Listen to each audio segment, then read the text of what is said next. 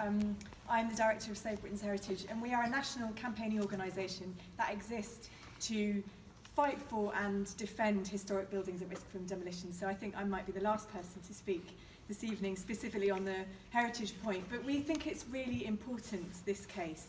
I mean, there's all kinds of reasons around the reuse of buildings, just like Grace was showing us, the market buildings. And in fact, one of our biggest cases that we have ever fought and successfully won in the last 3 years was Smithfield Market in Farringdon in Smithfield, if anyone's familiar with that site. Those are huge market buildings.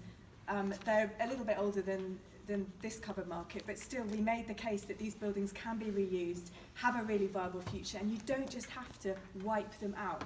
But what's most important about this site, in my view, is that what we're actually seeing is the entire demolition of an inner city site.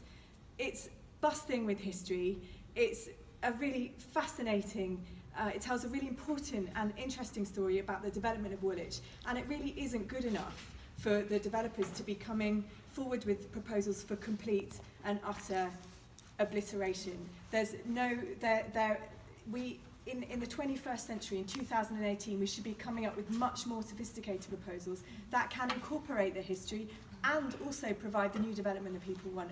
And it's really extremely old-fashioned thinking, in my view, a very 1960s attitude to this kind of bulldoze it down and start all over again. Where is the respect for the existing buildings, the understanding of the history and the building in context? There really is no excuse for coming up, in our view, with such basic and underdeveloped development proposals.